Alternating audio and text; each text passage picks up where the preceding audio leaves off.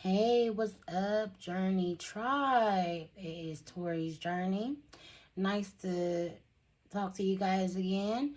I hope that you guys have been staying warm as always, and I hope that you've been blessed and highly favored. And it's always a blessing. We wake up in the morning, and that's the number one blessing. So, guys, I'm gonna wait a few seconds and then we'll get started.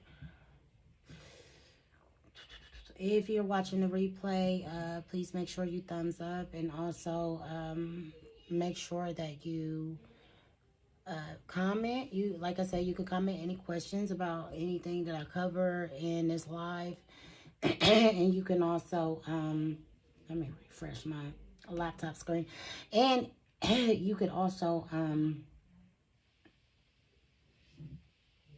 yeah, like I said, ask any questions. And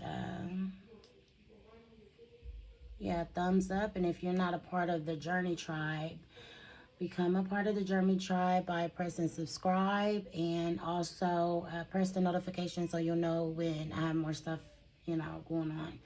Hey, Patricia, what's up, sis? I'm trying to.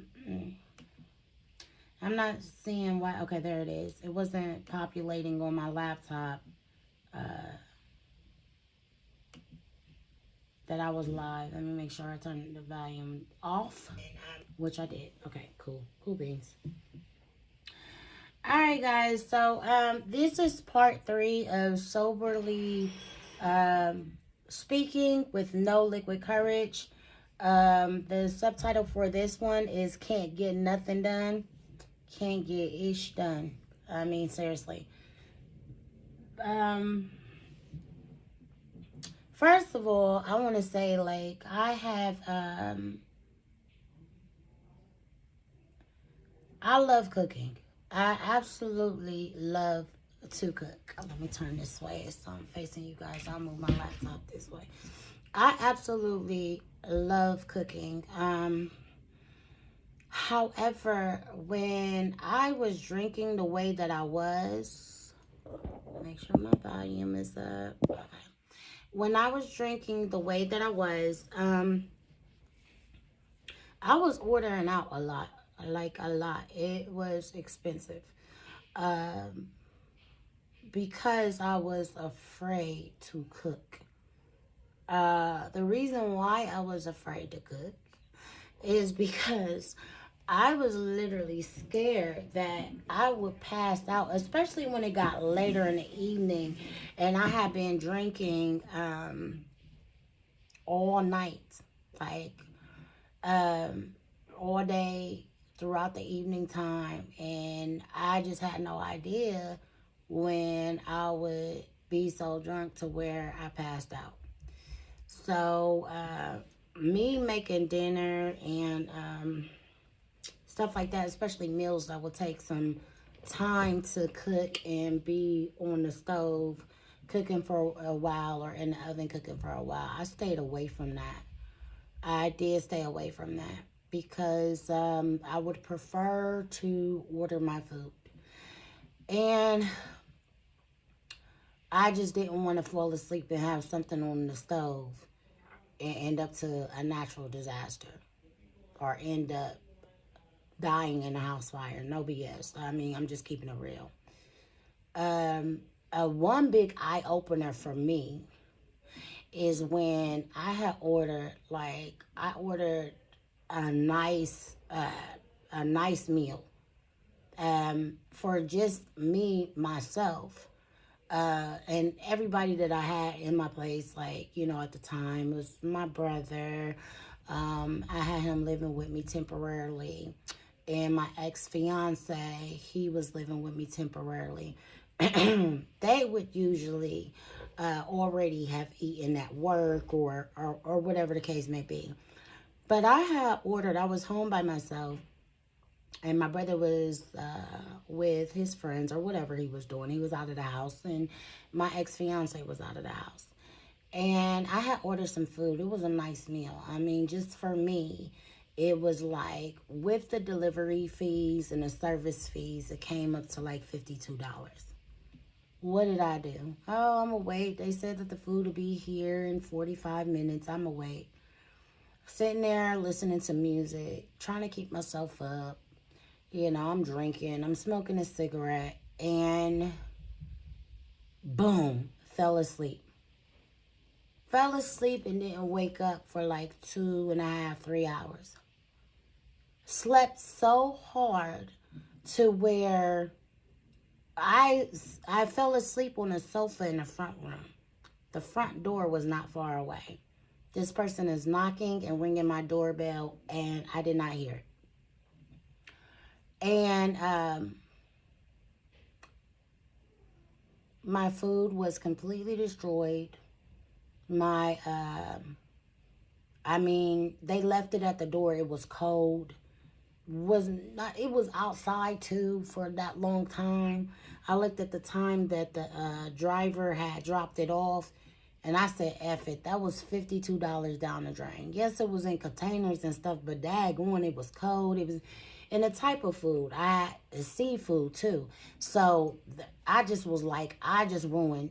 So if that can happen with somebody bringing me food, I was just scared to fall asleep on with food on the stove. So I rarely cooked. Another thing, I was unproductive. There was things that I needed to get done. I had like the fourth book was almost finished. I had 3 books for sure that all it needed was published. Copyright already was through, all of that stuff. All it needed me to do is go online, upload it, and publish it. Okay, yeah, it might take, because of the book length, and it depends on the speed of your, computer or your laptop. It may take, 10 minutes for your whole book to upload. That's nothing. I could get up and walk away from the computer until it's done. All it's going to do is, once it's finished, just give me, a little message that, the book is now live. Even as simple as uploading a book, and that only took not even a few minutes. Then walk away as the book is uploading to the platform that I write for, or the platforms that I write for. Not a problem at all. No. I just literally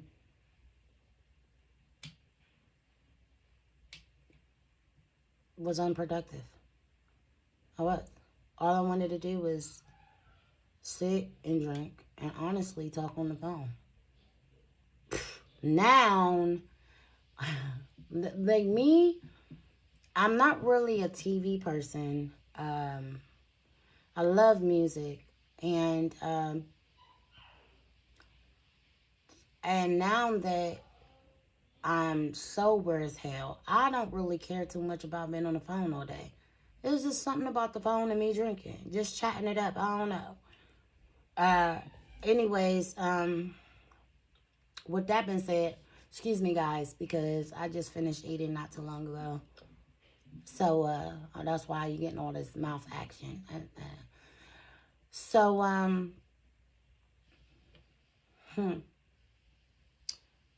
that was another thing. I didn't like to do things that I felt was tedious. Like, if I had to leave the house and step away from the drinks. This went as far as grocery shopping. Anything that would hinder me from drinking, even if it was just like, dang girl, you can't go to the grocery store for about 45 minutes, an hour, or even 20 minutes if you know exactly what you're getting. You can't even sacrifice that time. No.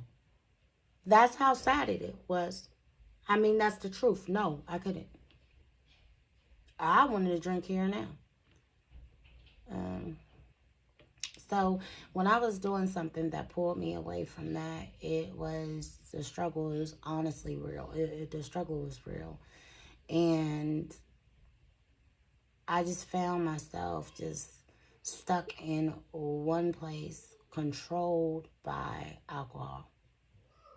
I'll tell you, I can't stand anybody controlling me. In a relationship, a friendship, family, anybody. And it was just so crazy to wrap my mind around that if I can't take a person in flesh controlling me and I don't like that and I'll cut them off in a heartbeat, how I can let liquid control me, my every move, everything that I did. You guys, I was far gone. I was in the deep end of this, you know. Some people, they are heavier drinkers than I was. And they still struggle and they still will not, you know, they just haven't come to that point where they're ready to tell the truth. And if they do, you know, it's great that they are telling their truth. However, they'll sugarcoat a little bit of stuff. It's not easy. It's really not easy. It's something that you actually feel like you can't get away from. Me, myself, I felt so controlled by this. Like I said, I was like stagnant. I was stuck. I didn't want to do anything. All I wanted to do was drink. Even when I had my lives during that time, I would have a glass with me, a cup, a tumbler, something. To you guys, it made it look like water because, like I said, I was drinking White Claw, and that is a seltzer water that has 5% alcohol in it. So, of course, it has no color. It just has flavor.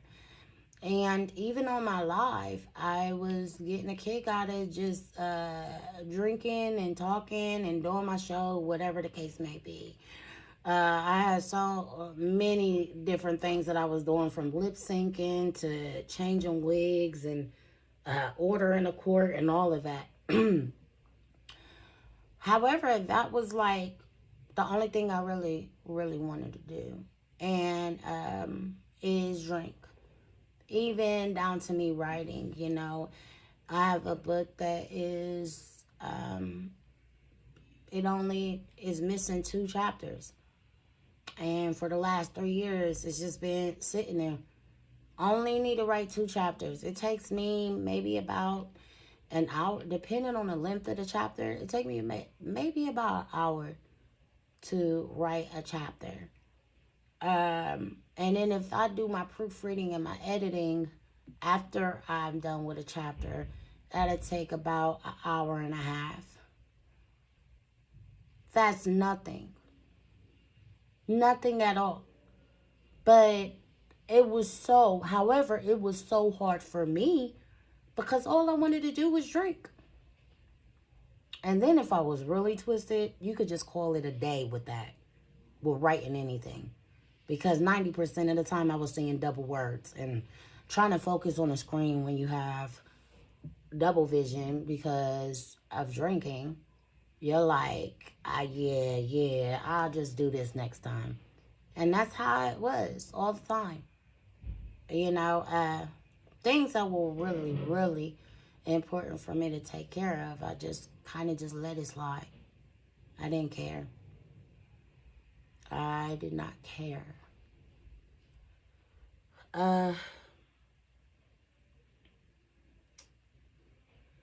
And that is also with me saying that I didn't like to do things that was time consuming, that was time consuming, that was going to pull me away from drinking. I have a humiliating moment when it comes to that. But that's going to be number 5. And I'm only doing 5 of these because the rest and the rest details are going to be in a book. And I am working on that book now as we speak. But I got majority of it written. But the thing is I just want to like lay it out there that this is the truth. This is the ugly truth. The ugly truth. Like, honestly, I do thank God that I was successful enough to afford my habit. Like I said, I went from, it all started with just 3 cans of White Claw to a 12-pack, and as time went on, it went to 2 12-packs a day. That was expensive, and I don't know why, excuse me clearing my voice, I don't know why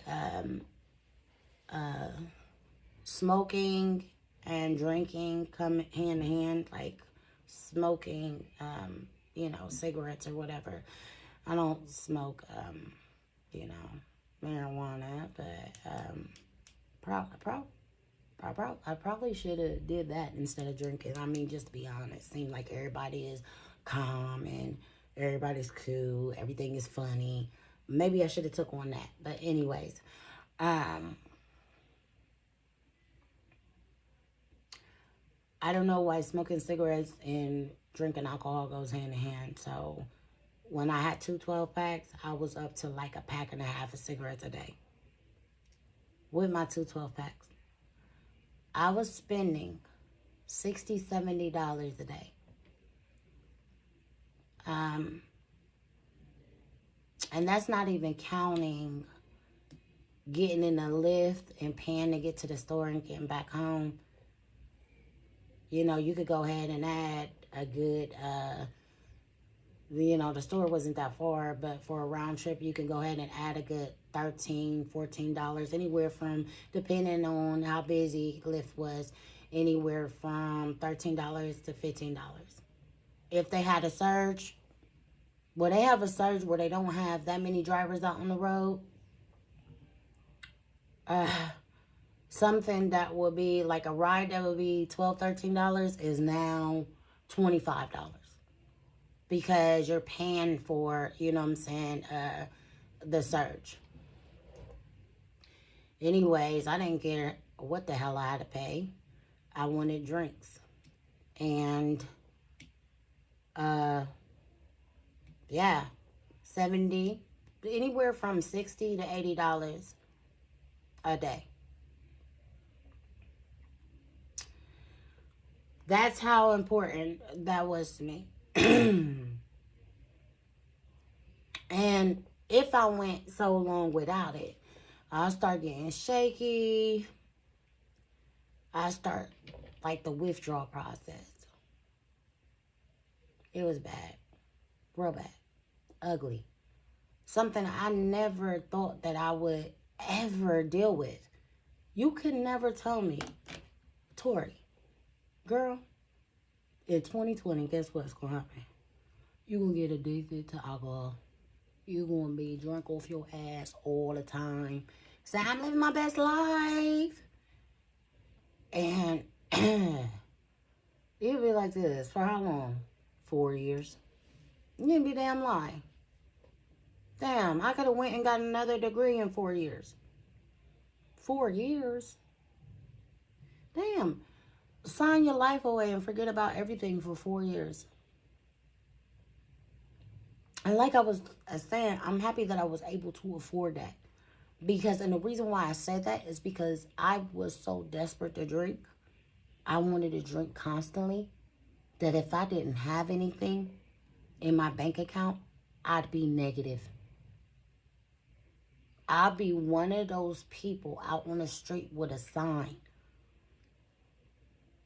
saying, if you got a few dollars, whatever the case may be. I would be living under a bridge or in a shelter. I mean, I have family. I have friends. However, I'm just saying, if I didn't have that, and I did not have the funds to pay for that habit, that expensive habit every day, I'll be out there. You think that where my mind was at that time? I was not. I literally was not in a position to say, girl, I was not in a position that if I was literally living off of a limited amount of money, I was not strong enough to say, girl, you gonna lose it all if you do not stop, because you spending $60 to $80 a day. No, I truly believe that I would have been in a really rough situation if it wasn't for me being financially okay. And that's a blessing within itself, because some people, they take advantage of the fact, I know people, I have associates and friends that they may be successful and they feel like I can afford it, so I can do it. Really and truly, you can afford it. However, when you think about it, you start thinking about, this is my life. Am I paying to die? Anyways, it was just hard to do normal tasks because all I thought about was my drink. And that's it. That made my day. Literally.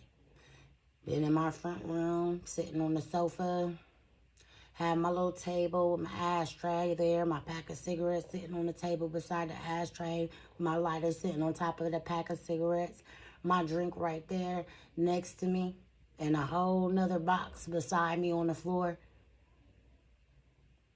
Turn on some music, and I'm in it to win it that day. I'll pick up my phone. I'm kikiing all day. I was just living the life of an alcoholic.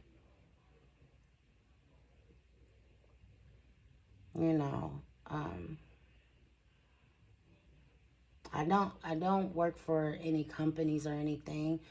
I literally had become successful from all the hard work that I put in years ago. This is like 13 years in. I started for sure when I was 25. I'm about to be 39 next month on the 8th. So it's like, I just let this time go. There's so much I could have did in 4 years. I probably could have had about 8, 9 books out. And that's me being a little bit easy on myself, because I can write and I can get done with books quicker than that. So that's giving me like two books a year, but easily it could have been 12 books, 3 books a year. I mean, I look back at those things and I have no regrets, because now I'm here for people who deal with the same struggles, and that is with anything. It's not just alcohol. It's not just drugs. It could be video gaming. It could be pornography. It could be anything that you're addicted to. Anything. It could be shopping. You could be a shopaholic. Anything. It could be gambling. Oh my God. They ain't got no casinos here in Texas. Do you know how bad I miss the slot machine? And when I went for that self-reflecting thing, you knew that I wasn't playing, because that state had casinos everywhere. I was like, it ain't about to come here and wean myself off of this just to gain another habit. I don't think I would have went haywire. Well, let me take that back, because I didn't think that I would become addicted to alcohol. But I'm saying, just something to clear my mind. I do miss casinos. Something to clear my mind and something to, get away and just enjoy some time. That would have been fun. But that was the last thing on my mind when I was trying to really, really get down to the bottom of this drinking thing. But I was in a state. I was in a state where I could have went to a casino. I sure could. I miss a slot machine like crazy. I'm not really big on scratch-offs or lottery tickets. I mean, unless I got this gut feeling. But a slot machine, tear it up. And let me tell y'all, here in Texas, they got these little stores. Not to get off of topic, I'm gonna make it quick. I got this. They got this little store, and I saw slot machines in there. They have little stores that have those, and I was like, what? But what it say? Any of your winnings is a store credit. You ain't getting no cash. I was like, oh well, hell, I don't even know if I like this store yet. Let me see what they got. I don't know. I've been to $100 and gotta buy stuff that I don't even like. I mean, unfortunately, it's those stores that have it, and you be like, well, what could I get? But other than like winnings and cash, yeah, you could kiss that baby goodbye. Anywho, guys, that is what part 3 is. Is can't get nothing done at all. And this is part 3 of Soberly Speaking with No Liquid Courage. You guys make sure that you thumbs up, watching the replay, thumbs up, subscribe if you're not a part of the Journey Tribe. You guys have a blessed day. Part 4 is going to start talking about my health. And then we're going to pull it off with part 5, which is like my humiliating moments. Some of the things that I did that were humiliating, that shameful, that I feel bad for. However, that was me drinking, and that's when alcohol had full control over me. We're going to talk about that in 5. And in 4, maybe tomorrow or the day after, we will be talking about how it affected my health. Guys, thank you so much. Thank you, Patricia, for being here and supporting sis. And for those who came in and out, I appreciate you. And also, I appreciate those who are watching the replay. I hope that this helps anyone that is going through any addictions. You guys have a blessed and highly favored day. Bye. Do you want that? Yeah.